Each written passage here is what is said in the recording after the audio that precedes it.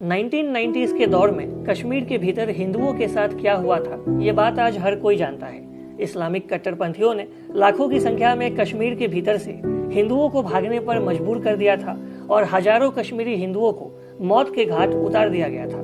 लेकिन ऐसा नहीं है कि ये सिर्फ कश्मीर की कहानी है। वर्ष 1979 और 1980 के बीच मेघालय के शिलांग में भी करीब 20,000 हिंदुओं को अपना घर छोड़कर भागना पड़ा था और कई हिंदुओं को जान से मार दिया गया था। लेकिन हम में से कईयों को शिलांग और मेघालय का ये खूनी दौर नहीं पता, क्योंकि देश में शायद सेकुलरिज्म है। इसकी शुरुआत होती है वर्ष 1979 से, जब शिलांग के लेटुमख्रा इलाके में बंगाली हिंदू समुदाय के द्वारा काली पूजा का आयोजन किया गया था। इसी दौरान कुछ खासी समुदाय के युवक, जो मूल तौर पर क्रिश्चियन समुदाय के थे, उन्होंने पूजा पंडाल में घुसकर मां काली की मूर्ति को नष्ट किया और वहां जमकर तोड़फोड़ मचाया।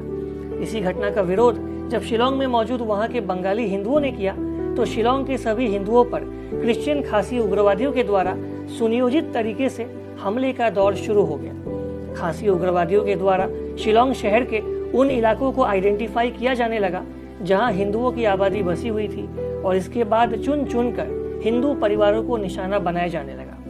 इतना ही नहीं, शिलांग की ट्राइबल विलेज काउंसिल, जिस पर उस समय क्रिश्चियन खासी समुदाय का दबदबा था, उन्होंने खुलेआम शिलांग में मौजूद तमाम बंगाली हिंदू व्यापारियों से अपना व्यापार बंद कर उन्हें शिलांग से भाग जाने को कहा, और ये सब कुछ पूरे सिस्टमेटिक तरीके से किया गया। इन्हीं सब के बीच हिंदुओं पर सबसे भयानक हमला हुआ लेटिंगनंग कोट नामक एक गाँव में, जब डाउकी से शिलांग जाने वाली एक बस को बीच सड़क पर रोका गया और 8 बंगाली हिंदुओं को उतरने के लिए कहा गया, जिसके बाद उन्हें कुछ खासी उग्रवादियों के द्वारा पत्थर मार मार कर उनकी हत्या कर दी गई। इसी तरह वर्ष 1979 के दिसंबर महीने में जब शिलांग में कड़ाके की ठंड पड़ रही थी, उसी दौरान शिलांग के एक हिंदू व्यापारी, जिनका एक मिठाई का दुकान था, उन्हें चाशनी वाली गर्म कढ़ाई में उबालकर मार दिया गया।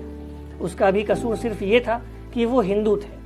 वहीं वर्ष 1992 में हिंदुओं के खिलाफ हमलों ने एक ऐसा रूप ले लिया जिसने सबके रोंगटे खड़े कर दिए। एक गर्भवती महिला, जिनका नाम गौरी दे था, वो शिलांग में अपने घर का राशन खरीदने के लिए बाहर गई हुई, और इसी दौरान कुछ खासी युवकों ने उनके साथ गैंगरेप किया और उनके प्राइवेट हिस्सों पर बांस से हमला कर उनकी बेरहमी से हत्या कर डाली। शिलांग और मेघालय के कुछ हिस्सों में इन्हीं हमलों की वजह से वर्ष 1979 से 1980 के बीच करीब 20,000 हिंदुओं का पलायन हुआ, जो फिर कभी वापस मेघालय नहीं लौट पाए। हालांकि हिंदुओं पर हमले का दौर हाल के वर्षों में भी नहीं रुका।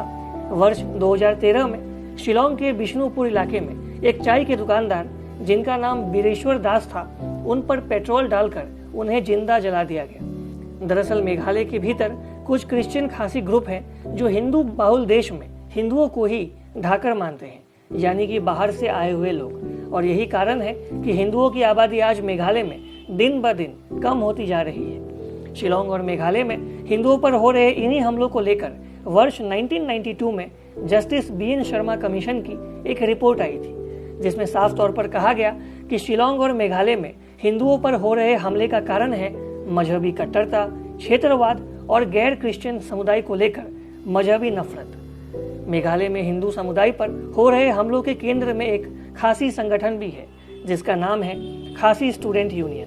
ये संगठन अक्सर मेघालय में सदियों से रहते आ रहे बंगाली हिंदुओं को बांग्लादेशी बताकर उन्हें मेघालय से बाहर करने की बातें करती है। हालांकि बांग्लादेशी मुसलमान घुसपैठियों पर यह संगठन अक्सर चुप रहा है, और यही कारण है कि खासी स्टूडेंट यूनियन का रोल काफी संदेह के दायरे में है।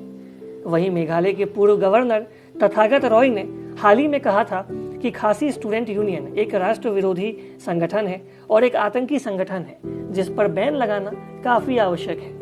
कुल मिलाकर मेघालय और शिलांग से हजारों की संख्या में हिंदुओं ने अपना घर बार छोड़ा, पलायन किया, और आज भी वो इंतजार कर रहे हैं कि कब उन्हें इंसाफ मिलेगा और वो वापस मेघालय जा पाएंगे बिना किसी डर के।